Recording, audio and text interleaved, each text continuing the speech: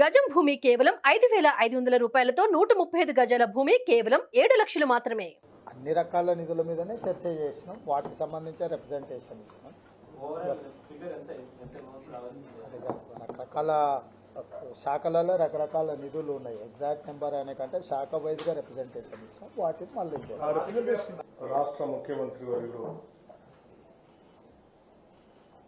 శ్రీ రేవంత్ రెడ్డి గారు, అట్లాగే ఇక్కడికి వచ్చినటువంటి మీడియా మిత్రులందరికీ ముందుగా హృదయపూర్వకమైనటువంటి నమస్కారం. అలాగే మీ అందరినీ తెలంగాణలో కాంగ్రెస్ పార్టీ ప్రభుత్వాన్ని ఏర్పాటు చేసిన తర్వాత మొట్టమొదటిసారిగా రాష్ట్ర ముఖ్యమంత్రి శ్రీ రేవంత్ రెడ్డి గారు, నేను కలిసి మీ అందరినీ కలవటం, మాట్లాడటం కూడా చాలా సంతోషంగా ఉంది. అలాగే మీ అందరికీ తెలిసిందే, తెలంగాణ రాష్ట్రంలో కాంగ్రెస్ పార్టీ అధికారంలోకి వచ్చిన తర్వాత ప్రభుత్వ పరంగా రాష్ట్ర ప్రయోజనాల దృష్ట్యా ప్రజాస్వామ్య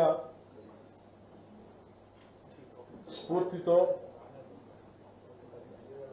అలాగే ఫెడరల్ స్ఫూర్తితో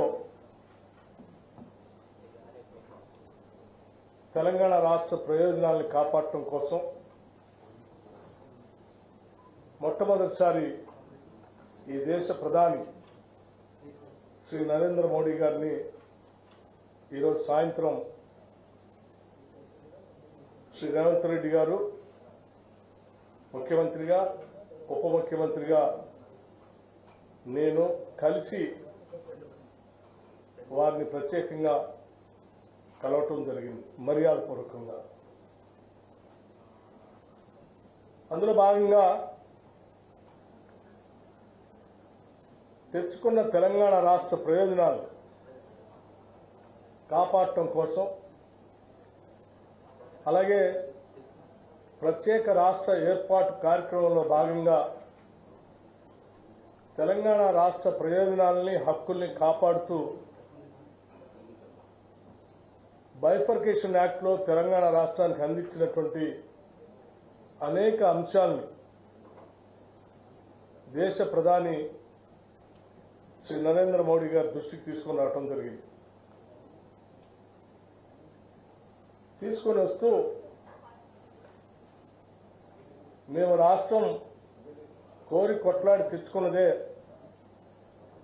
నిధులు, నీళ్లు, నియామకాలు. వీటికి సంబంధించి బైఫర్కేషన్ యాక్ట్లో పొందుపరిచినటువంటి హక్కుల్ని గత ప్రభుత్వం 10 సంవత్సరాలుగా తాత్సర్యం చేస్తూ కేంద్రం నుంచి తీసుకొని రావాల్సినటువంటి కొన్ని ముఖ్యమైన అంశాలని తీసుకొని రాలేకపోయింది. దయచేసి మేము మిమ్మల్ని కలుస్తూ ఆ అంశాలన్నింటినీ త్వరితగతిన తెలంగాణ రాష్ట్రానికి అందించవలసిందిగా వారికి విజ్ఞప్తి చేయడం జరిగింది. అందులో భాగంగా ప్రధానంగా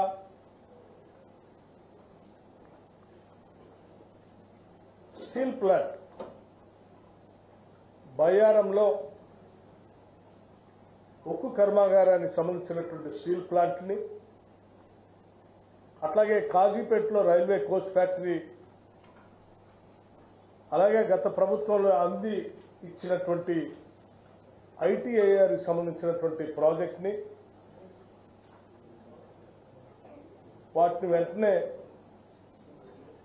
అందించడమే కాకుండా ఏ నీళ్ల కోసం అయితే మేము పోరాటం చేశామో ఆ నీళ్లను తెలంగాణ రాష్ట్ర ప్రజలకు అందించడం కోసం ఒక జాతీయ ప్రాజెక్టుగా పాలమూరు రంగారెడ్డిని కూడా ఆనాటి బైఫర్కేషన్ యాక్ట్లో తెలంగాణ రాష్ట్రానికి ఒక జాతీయ ప్రాజెక్టు ఇస్తా అని చెప్పారు. దాంట్లో భాగంగా ఈ పాలమూరు రంగారెడ్డిని పరిగణలో తీసుకొని శాంక్షన్ చేయవలసిందిగా కోరుతూ, అలాగే ఒక ఐఐఎంని హైదరాబాద్కి శాంక్షన్ చేయవలసిందిగా, ఒక సైనిక్ స్కూల్ని తెలంగాణ రాష్ట్రానికి ఇవ్వవలసిందిగా, అట్లాగే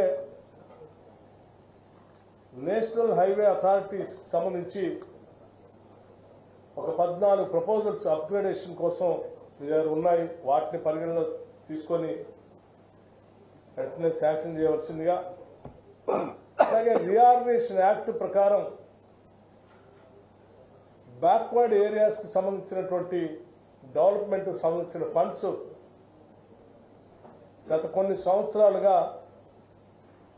పెండింగ్ ఉన్నాయి. ఇక్కడ నుంచి ఆ గ్రాంట్స్ కూడా వెంటనే రిలీజ్ చేపించి సంబంధిత ఆర్థిక శాఖ మంత్రి గారితో మీరు ఆదేశాలు ఇవ్వాల్సిందిగా కూడా వారిని విజ్ఞప్తి చేయడం జరిగింది.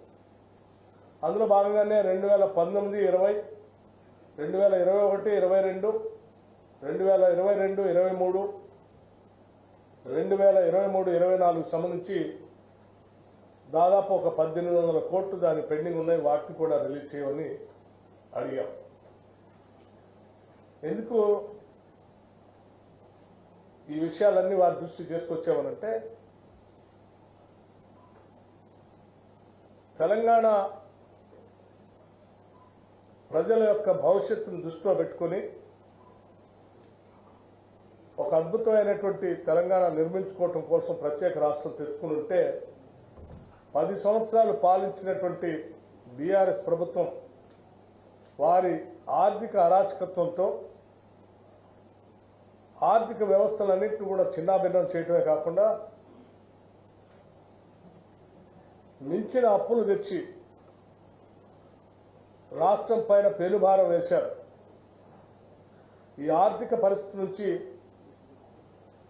బయటపడుతూ రాష్ట్ర ప్రయోజనాలను కాపాడుతూనే భవిష్యత్ తరాలకి మేము అందించడానికి కావాల్సినటువంటి ఆర్థిక పరమైన సహాయ సహకారాలను కూడా కేంద్ర ప్రభుత్వం నుంచి ఇదోచకంగా అందించాలని కోరుతూ పెండింగ్ ఉన్న వాటిని రిలీజ్ చేయడమే కాకుండా ఇంకా అదనంగా కూడా సాధ్యమైనంత వరకు ఈ తెలంగాణ రాష్ట్రానికి అందించి ఇవ్వవలసిందిగా వారికి విజ్ఞప్తి చేయడం జరిగింది.